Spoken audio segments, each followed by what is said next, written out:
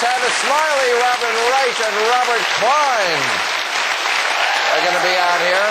And we're all going to be speaking with our real-time real reporter, Dan Savage. But first up, here's the star of many movies, including Identity and High Fidelity. He's produced, co-written, and stars in a new one coming out soon called War, Inc. John Cusack.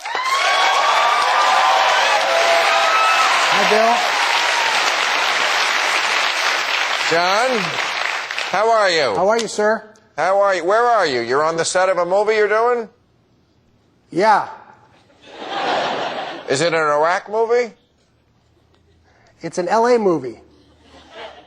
Oh. Well, I hope that does better than the Iraq movies, because the Iraq movies have not done well, and you have had the balls to do two of them now.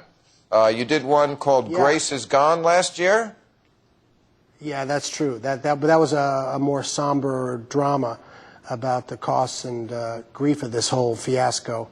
And the one we did now called War, Inc. Is a much more absurdist take on it, and I think maybe it might do a little better because, you know, some things are so vicious that if you didn't look at them through a different lens, you couldn't get out of bed. And certainly the war profiteering and immorality and illegality of this disastrous free market utopian enterprise out there is certainly well documented. Yeah, and I know that this movie you're about to do, or is going to be about to be released, is sort of based on the work of a guest we had on this show before, Naomi Klein, and she wrote this book called Shock Doctrine, which basically said that for those of you who think that the Bush people did not have a plan for the war, they did have a plan. It just was not the plan you thought of. It was more a plan about making money. Is that not right? Yeah, well, I think so. When we were writing it, I always greatly admired Naomi, and she wrote, I think, a wonderful piece called Baghdad Year Zero that I think she later expanded into that groundbreaking book that you mentioned, The Shock Doctrine. And what it talks about is that it talks about what all this privatization means, and I think the film tries to address that in an interesting way, too. But what that sort of means is that the very core things that you think make up a government, like wars or interrogation, border patrol, jailing, any of those types of things that you would think would be, you know, sacred things that would happen with the state, are now being turned into for-profit enterprises. And if you want all these things to be, if you want corporate ethics to be our national interest, I think then you have the situation we're in now. But right now, when you really think that we've outsourced everything to interrogation, which means torture is a cost-plus enterprise, I think you can see the complete spiritual bankruptcy of this whole neocon movement. I mean, it's a nightmare beyond anything you could really imagine. Well,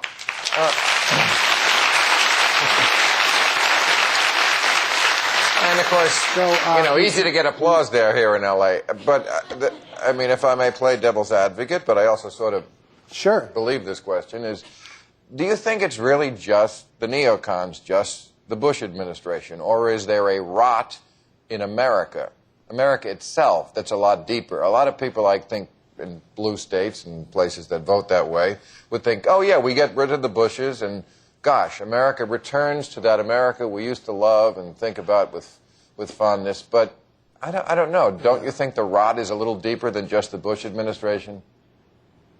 Yeah, I mean, I think that what the Bush administration, you know, what's better than a hollowed-out guy like Bush to lead a movement that would hollow out the core functions of government, you know, and reduce governing to basically giving an ATM machine to its favorite corporations. I don't think there's any doubt about that, but I think that the issue goes a lot deeper.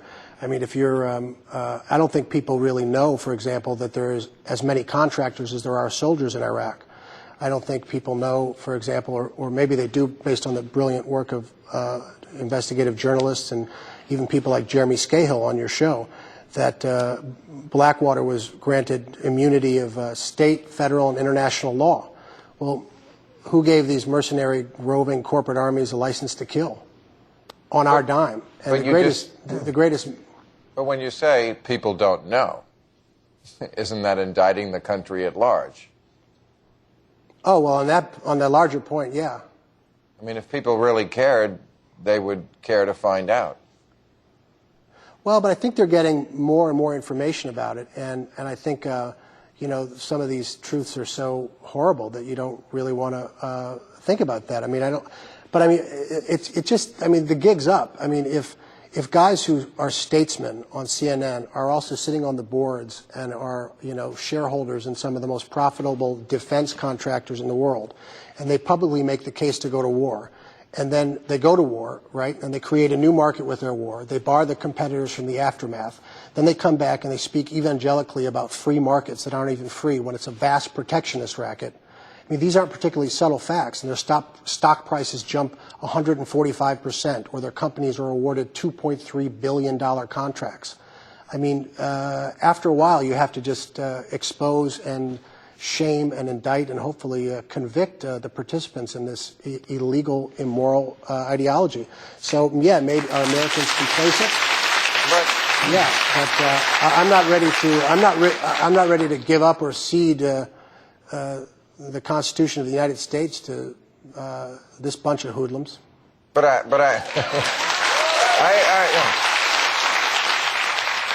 have a feeling there's a lot of people out there who think that if we elect Barack Obama, and I'm guessing that's who you're for? I'm for literally anybody who talks about this new economy, and I'll vote for either one of the candidates if they say they're going to take all the private contractors out of Iraq and close down an embassy that's probably the size of Atlanta. Right, but neither one of them is saying that. Neither one of the Democrats is really saying that. Democrats, you know, Hillary and Barack Obama, they're not saying we're getting out of Iraq tomorrow. We can't get. What they're saying is we can't get out of Iraq, and we have to really stay around because what if Al Qaeda is resurgent in Iraq? We have to be there to stop terrorism. So they're not up against the military-industrial complex. The Democrats. But this is beyond the military-industrial complex. This is an economy that's got the .com size money going around, and there's a feeding frenzy from these corporations. And not all corporations are bad. I own a Frigidaire, but it's not subsidized by the government, and it doesn't get anybody killed unless there's stuff I don't know about refrigerators.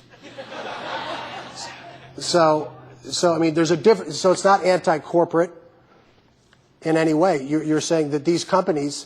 It's just impossible. Naomi Klein says in her book, it's impossible to know where Lockheed Martin stops and the government begins. Right. And what I'm saying is, I don't think it's. I'm not sure if Barack Obama gets elected, that's going to change. Well, what's important is, I think all the politicians are going to be incrementalists, and they're going to say, I have to do what I have to do to get elected. But it's up to the public to put pressure on them to make that an issue in the Democratic race.